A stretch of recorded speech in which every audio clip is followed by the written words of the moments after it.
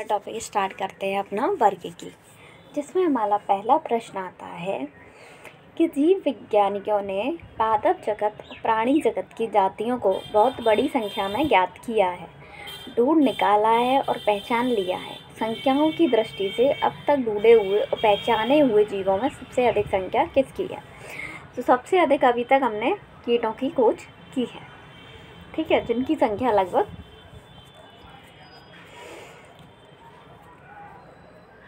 ठीक है। अब हम आते हैं अगले प्रश्न में। अमीबा विभंजन द्वारा जनन करता है।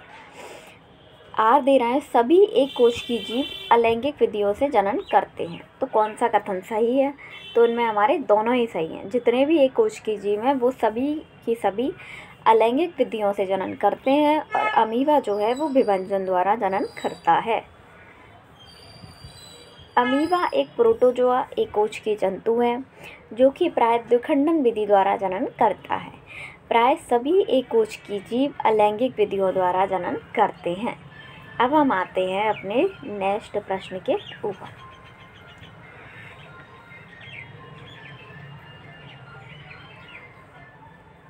ये वाला क्वेश्चन IAS में पूछा गया है, जिसे सॉल्व करने की कोई आवश्यकता नहीं है। गर्म रुधिर वाले जंतु वे होते हैं जो अपने शरीर के तापक्रम को हमेशा एक सा बनाए रखते हैं, ठीक है। अब हमारा अगला प्रश्न आता है समतापी अर्थात गर्म रुधिर वाले वे जंतु होते हैं जिनके शरीर का ताप वातावरण के ताप से प्रभावित न होकर सदैव एक सा बना रहता है। इन्हें समतापी जंतु भी कहते हैं। इसके अंतर्गत पक्षी तथा स्तनधारी आते हैं, जबकि असमतापी के अंतर्गत मत्स्य उभयचर सरीसृप आदि आते हैं। कौन सा कथन सही नहीं है? ये IAS का क्वेश्चन है, हमारे एग्जाम में नहीं पूछा जाएगा। हम नेक्स्ट पे आगे बढ़ते हैं। कौन मछली नहीं है? तो मछली नहीं है तो स्टारफिश जो है वो हमारी मछली नहीं है। कुछ ऐसे नाम जो मछलियों की तरह दिखते हैं किंतु मछलियाँ नहीं हैं, जैसे जेलीफिश, स्टारफिश, सिल्वरफिश, केटलफिश, हैगफिश, रेजरफिश, क्राईफिश। कौन एक वास्तविक मछली है? तो अभी हमने पढ़ा है कि जेलीफिश मछली नहीं है। फिर हम दूसरा आते हैं, और कौन सी मछली नहीं है हमारी? इनमें से कैटफिश जो है वो वास्तविक मछली है। इसके अलावा रजत और क्रेफिश जो है वो मछलियाँ नहीं हैं। तो वास्तविक मछली होगी हमारी कैटफिश। अब हम अपने नेक्स्ट प्रश्न की तरफ चलते हैं। कौन सी वास्तविक रूप से मछली है? तो इसमें वास्तविक रूप से मछली है समुद्री घोड़ा। बाकी स्टार, जेली और हैगफिश अभी हम पढ़ चुके हैं कि मछली नहीं है। अब हम आते हैं अपने नेक्स्ट प्रश्न की तरफ। निम्नलिखित में से कौन एक मछली है? तो मछली कौन सी है? एक समुद्री घोड़ा जो है वो एक मछली है। सबसे बड़ा स्तनपाई कौन सा है? सबसे बड़ा स्तनपाई है हमारा व्हेल मछली। सबसे बड़ा स्तनपाई है हमारा कौन सा? व्हेल मछली। व्हेल निम्न वर्गों में किस वर्ग का प्राणी है? तो व्हेल आता है हमारा स्तनपाई वर्ग में। व्हेल आता है हमारा किस वर्ग में? स्तनपाई वर्ग में। कौन सा स्तनपाई है? तो व्हेल जो है वो एक स्तनपाई है। दांत वाली व्हेलों में, अब हम आते हैं अगले प्रश्न की तरफ। क्या दिया है हमें?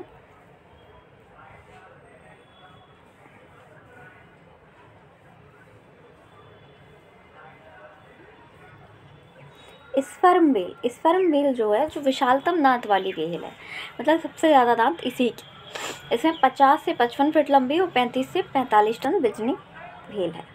कौन अंडे देता है और सीधे बच्चे नहीं देता? यानी अंडे कौन देता है? तो एकेडिना जो है वो अंडे देता है, जबकि कंगारू, सेही और व्हेल ये सब बच्चे देती हैं, क्योंकि ज़्यादातर स्तनधारी वर्ग बच्चे ही देता है। अंडे केवल एकेडिना और प्लेटिपस देते हैं। उड़ने वाला स्तनपाई है, तो उड़ने वाला स्तनपाई है हमारा चमगादड़। चमगादड़ आकाश में उड़ने वाला एक स्तनधारी प्राणी है जो पक्षी वर्ग में नहीं आता। उड़ने वाले जीवों में कौन सा पक्षी वर्ग में नहीं आता? तो चमगादड़ जो है वो पक्षी वर्ग में नहीं आता। चमगादड़ स्तनपाई वर्ग में आता है। निम्नलिखित जंतुओं पर विचार कीजिए और इनमें कौन से स्तनधारी हैं? तो समुद्री गाय और समुद्री सिंह स्तनधारी है, जबकि समुद्री घोड़ा आता है हमारा मत्स्य वर्ग में, जो हम पहले पढ़ चुके हैं। अब हम आगे बढ़ते हैं। डॉल्फिन किस वर्ग में आती है? डॉल्फिन हमारी आती है स्तनी वर्ग में, यानी कि ये बच्चे को जन्म देती है। कौन निम्नलिखित में से सील किस जाति का है? तो सील जो है वो हमारा स्तनपायी जाति का है। सील या फोगा एक स्तनपायी जंतु है, ठीक है। नरसंस प्राणी कौन सा है? नरसंस प्राणी कौन सा है? तो ओटर। ओटर हमारा नरसंस प्राणी है। एम्फीबिया बताता है, एम्फीबिया क्या बताता है? जल एवं स्थल दोनों पर ही रह सकने वाले पशुओं को। नेक्स्ट प्रश्न पर आते हैं हम।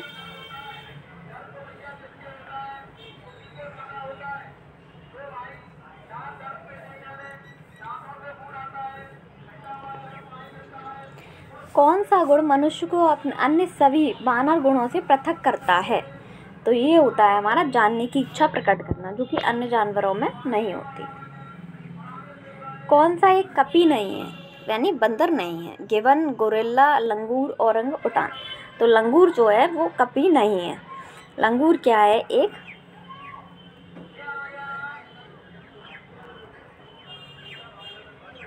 मानव सदृश लघुत्तम कपी कौन सा है? तो सबसे छोटा कपी है हमारा गिबन।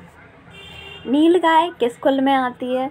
तो नीलगाय हमारी आई हिरन। नीलगाय जो है मृग की एक प्रजाति है। अब हम पढ़ते हैं अपने नेक्स्ट प्रश्न की तरफ। किस जंतु में खुर नहीं पाए जाते? खुर हमारे किस में नहीं पाए जाते? तो ये गीदड़ में नहीं पाए जाते। गीदड़ में खुर नहीं होते हैं। ऑक्टोपस क्या है? ऑक्टोपस एक मॉलस्क है। ये हम बचपन से पढ़ते आ रहे हैं। सबसे बड़ा अकशेरुकी है, स्क्विड है। कोलोसल स्क्विड सबसे बड़ा अकशेरुकी है, अधिकतम 12 से 14 मीटर तक लंबा हो सकता है। कौन सा जीव अन्य 3 जीवों के वर्ग का नहीं है? तो ये है हमारा केकड़ा। केकड़ा जो है अन्य 3 जीवों के वर्ग का नहीं है। केकड़ा। वाइट लेग और किसकी किस्म है? वाइट लेग और किसकी किस्म है?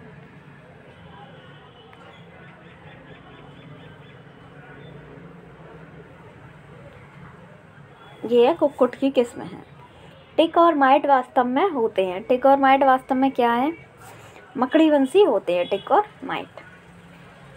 जुगनू क्या होता है? जुगनू जो होता है वो एक कीट है। कौन सा कीट नहीं है इनमें से? तो मकड़ी जो है वो कीट नहीं है। बाकी खटमल, घरेलू मक्खी और मच्छर ये सारे कीट वर्ग में आते हैं। तो मकड़ी हमारी किस वर्ग में आती है? मकड़ी वर्ग एरकिनिडा तथा क्रम एरनी का एक जंतु है, ठीक है। अब हम आते हैं अपने नेक्स्ट प्रश्न की तरफ। मकड़ी कीट से भिन्न होती है क्योंकि मकड़ी में कितनी टांगें पाई जाती हैं? 8 टांगें, जबकि ज़्यादातर कीटों में 6 टांगें पाई जाती हैं। कौन कीट नहीं है? अभी पढ़ चुके हैं, मकड़ी कीट नहीं है। किस जीव का रक्त सफ़ेद होता है? वाइट ब्लड होता है तिलचट्टे का, क्योंकि इसमें हीमोग्लोबिन नहीं होता, इसलिए इसका जो कलर होता है वो रंगीन होता है। इसके अलावा कॉकरोच में भी ऑक्सीजन का परिवहन नहीं होता, तो इसका भी रंग लाल नहीं होता। अब हम नेक्स्ट प्रश्न पे आते हैं। जब चींटियाँ काटती हैं तो वे अंतःक्षेपित करती हैं, तो वे फॉर्मिक अम्ल निकालती हैं चींटियाँ। मकड़ियों द्वारा उत्पादित रेशम क्या कहलाता है? तो ये गॉसमिर रेशम कहलाता है। अब हम आते हैं अपने नेक्स्ट प्रश्न की तरफ। तो ये वाला प्रश्न हमारा IAS में पूछा गया, इसलिए इसे काट देते हैं। हम बढ़ते हैं अपने नेक्स्ट प्रश्न की तरफ। किस ग्रुप के जंतु प्राय रात्रिचर होते हैं, यानी कि रात्रि में निकलते हैं? तो सबसे पहले मच्छर है, फिर चमगादड़ है और उल्लू है। तो ये तीनों की तीनों जानवर रात्रि में ही विचरण करते हैं। मच्छरों के बारे में कौन सा कथन सत्य है? तो इनमें से कौन सा कथन सत्य है? मादा की अपेक्षा केवल, इसका हम आंसर देख लेते हैं क्या दिया है हमें। दिया, यानी कि 2 और 5 आंसर सही है। दूसरे में दिया था कि मादा मच्छरी गर्म रुधिर वाले कशेरुक पक्षियों में स्तनियों का रुधिर चूसती हैं, यानी कि वो मच्छर जो हमारा रक्त चूसते हैं वो मादा मच्छर होते हैं, यानी कि फीमेल मॉस्किटो होते हैं। नर मच्छर रुधिर नहीं चूसते, ये अपना पोषण फूल फलों के रस से करते हैं। कभी कभी मादाएं भी फूल फलों का रस चूस सकती हैं। मादा मच्छर सामान्यतः नर मच्छर से बड़े होते हैं। तो हमारा 2 और 5 सही है, यानी मादा मच्छर बड़ी भी होती हैं और मादा मच्छर ही हमारा रक्त चूसते हैं। कौन से प्राणी अपने आंत्र में जल का संग्रह कर सकते हैं? तो ऊँट, सबको पता है कि ऊँट ही। अब कौन सा जानवर बिना पानी पिए रह सकता है लंबे समय तक? तो कंगारू चूहा होता है। कौन सा जानवर ठोस मूत्र उत्सर्जित करता है? तो ये होता है हमारा कंगारू चूहा, यानी ये बिना जल के रह सकता है, तो इसका जो मूत्र होता है वो ठोस होता है। सर्पों की विषग्रंथियाँ किसकी समांग हैं? तो ये हमारा अगला प्रश्न आता है, सर्पों की विषग्रंथियाँ किसकी समांग हैं?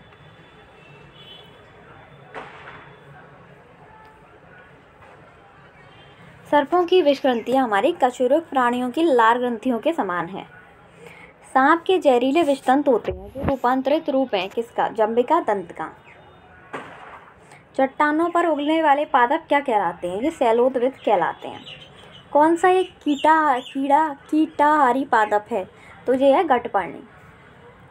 गठपर्णी के निमित्त भागों में कौन सा एक गठ में रूपांतरित होता है? तो वो होता है हमारा पत्ता।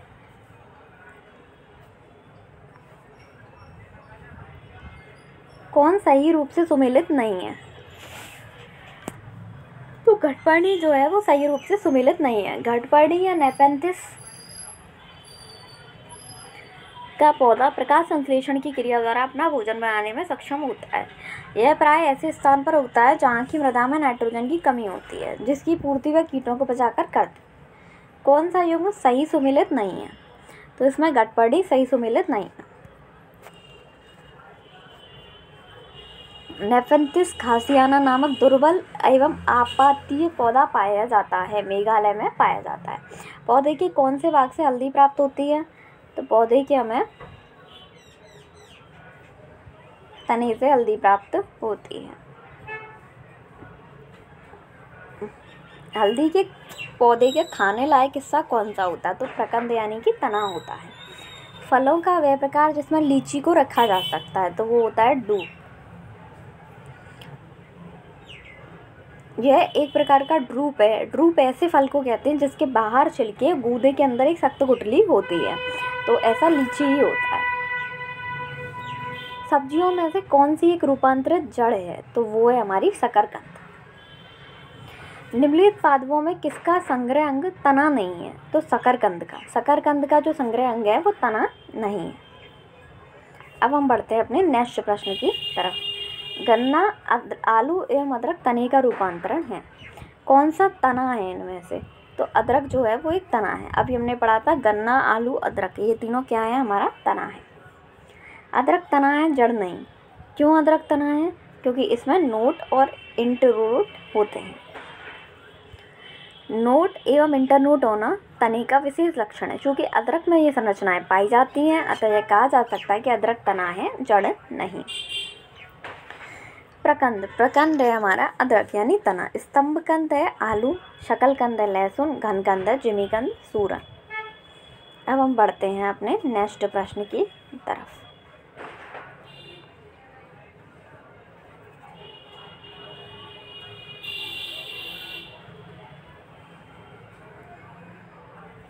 इसमें हमारा पहला प्रश्न आता है, कौन रूपांतरित स्तंभ है? ये अभी पढ़ा था, इसका आंसर है आलू। आलू क्या है? आलू एक कंद है। कंद यानी कि तना है। कौन सा एक कवकों और उच्चतर पादपों की जड़ों के बीच उपयोगी प्रकार्यक साहचर्य है? तो वो होता है कवक मूल। माइकोराइजा एक सहजीवी संबंध है जो कि पाया जाता है शैवाल और कवक और पौधों के मध्य। माइकोराइजा क्या है? कवक और पौधों के मध्य पाया जाता है एक सहजीवी संबंध है। फलीदार पादपों की जड़ों में उपस्थित गांठों में पाए जाने वाले नत्रजन स्थिरीकरण जीवाणु हैं, ये होते हैं सहजीवी। मटर का पौधा क्या है? मटर का पौधा एक शाक है। मटर का पौधा एक द्विबीजपत्री शाखी पौधा है तथा एक वर्षीय पौधा है। इस पौधे का तना कमजोर होता है तथा इसमें सहारे के लिए प्रतान पाए जाते हैं। तना काट आमतौर से किसके संवर्धन के लिए प्रयोग किया जाता है? तना काट गन्ने के संवर्धन के लिए प्रयोग किया जाता है।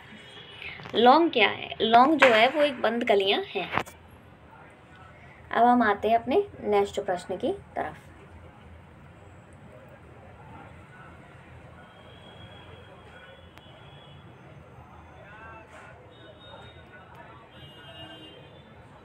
निम्नलिखित मसालों में कौन सी एक पुष्पकलिका होती है? तो वो होती है लौंग होती है। लौंग क्या है? लौंग सूखे फूल है। लौंग पौधे के निम्नलिखित में से किस भाग से प्राप्त होते हैं? तो लौंग प्राप्त होते हैं शुष्क पुष्पकली से प्राप्त होते हैं। लौंग एक मसाला पौधे के किस भाग से प्राप्त होता है? तो वो फूल की कली से प्राप्त होता है। कौन सुमेलित नहीं है? इनमें से बी सुमेलित नहीं था, क्योंकि केसर क्या है? एक मसाला है जिसे सैफ्रॉन क्रोकस के पुष्प की वर्तिका तब वर्तिकाग्र से प्राप्त किया जाता है। केसर होता है सूखा मिश्रण। किसका सूखा मिश्रण है केसर? फूल के बीच बनाने वाले भागों का। अदरक क्या है? अदरक प्रकंद है, हमें पता है। आलू जड़ है। आलू जड़ नहीं है, आलू क्या है? हमारा तना है, ये हमें अच्छे से पता है। ठीक है। आलू का कौन सा भाग खाने योग्य होता है? तो आलू का खाने योग्य भाग होता है इसका तना। आलू कौन सा एक फल है? तो भिंडी जो है वो हमारा एक फल है। आलू तना है। मूली और शकलकंद जड़ के अंतर्गत आते हैं। अब हम बढ़ते हैं अपने अगले प्रश्न की तरफ। कौन सा एक सच्चा फल नहीं है? सच्चा फल सेब नहीं आता। जब फल के निर्माण में अंडाशय के अलावा कुछ अन्य भी शामिल हो तो उसे असत्य फल कहते हैं। मतलब अंडाशय के अलावा अन्य तत्व भी होते हैं तो उसे असत्य फल कहते हैं। पादप कली है, एक भ्रूणीय टहनी है पादप कली। कॉर्क निम्नलिखित में से किस पेड़ से प्राप्त होता है? लहसुन के अभिलाक्षणिक गंध का कारण है, तो यह सल्फर के यौगिक है। लहसुन की अभिलाक्षणिक गंध का कारण। प्याज के छिलके उतारने पर आंसू आते हैं, क्योंकि प्याज क्या निष्कासित करता है? सल्फेनिक अम्ल को निष्कासित करता है। पौधे का सबसे महत्वपूर्ण अंग कौन सा है? तो वो फूल होता है। पौधों का सबसे महत्वपूर्ण अंग है वो फूल होता है। अब हम आते हैं अगले प्रश्न की तरफ। मिर्च की तीक्ष्णता का क्या कारण है? कैप्सेसिन की उपस्थिति। लाल मिर्च तीखी होती है क्योंकि इसमें कैप्सेसिन की उपस्थिति होती है।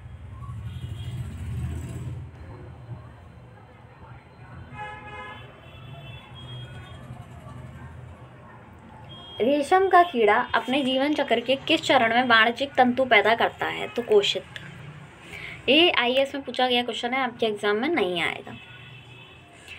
रेशम कीट किस पर पनपता है? तो शहतूत की पत्तियों पर। कौन कीटों से प्राप्त नहीं होता? तो वो होता है मोती। मोती कीटों से प्राप्त नहीं होता। मोती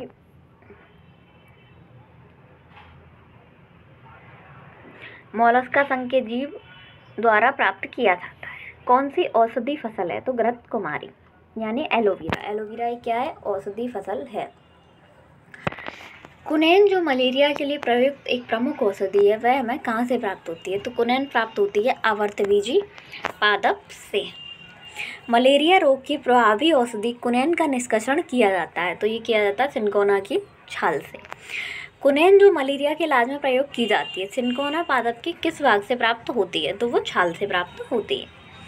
कुनैन सिनकोना पादप के किस भाग में प्राकृतिक रूप से पाई जाती है? तो वो छाल में पाई जाती है। मलेरिया निदान हेतु आर्टीतर नाम की औषधि प्रयोग की जाती है, ये बीजी पादप से आती है।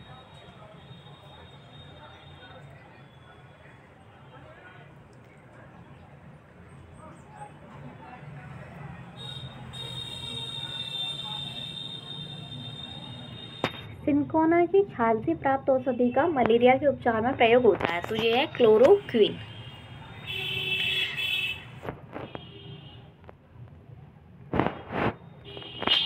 किस समूह के जीवों का डूबने से हुई मृत्यु का पता लगाने में महत्व है? तो डायटम का। शहतूत का फल क्या है? सोरोसिस है।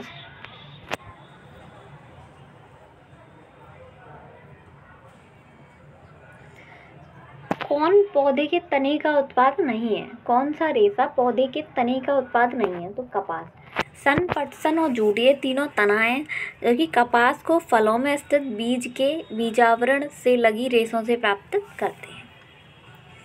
लैग हीमोग्लोबिन पाई जाती है लेग्यूम मूल ग्रंथियों में। कौन सा मानव निर्मित धान्य है? तो ट्रिटिकेल है। कौन सा अनाज मानव निर्मित है? तो ट्रिटिकेल है। अब हम बढ़ते हैं अपने अगले प्रश्न की तरफ। ये आईएएस में पूछा गया है, हमारे एग्जाम में नहीं आएगा। सूक्ष्म जीवाणु को देखा जा सकता है, तो हम इसे देख सकते हैं कंपाउंड खुर्दबीन द्वारा। स्पंजी टिश्यू एक ऐसी गंभीर समस्या है जिसके कारण आम की जिस प्रजाति को निर्यात को प्रभावित हो रहा है वह है अल्फांसो। किस जीवाणु अपना भोजन संश्लेषित कर सकते हैं? इन जीवाणुओं में हरा पदार्थ जो हरित लवक है पाया जाता है। तो पहला सही है जबकि दूसरा गलत है। इनमें हरित लवक नहीं पाया जाता। ये दो प्रकार के होते हैं, प्रकाश संश्लेषी और रासायनिक संश्लेषी। हरित लवक का अभाव है। कुछ जीवाणुओं में पर्णहरित से मिलते जुलते रंग द्रव्य होते हैं जिससे ये प्रकाश संश्लेषण की क्रिया कर लेते हैं। सूक्ष्म जीवाणु के बारे में कौन सा कथन सत्य है? तो उनमें से कोई नहीं, यानी कि ये सारे कथन असत्य दे रहे हैं।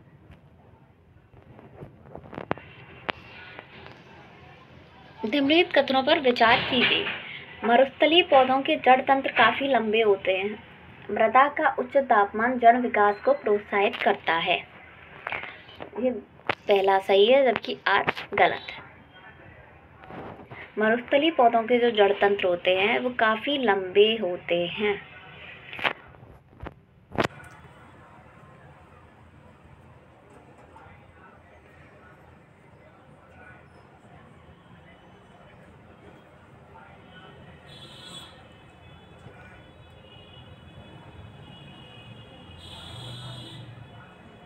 ये टॉपिक हमारा यहीं समाप्त होता है।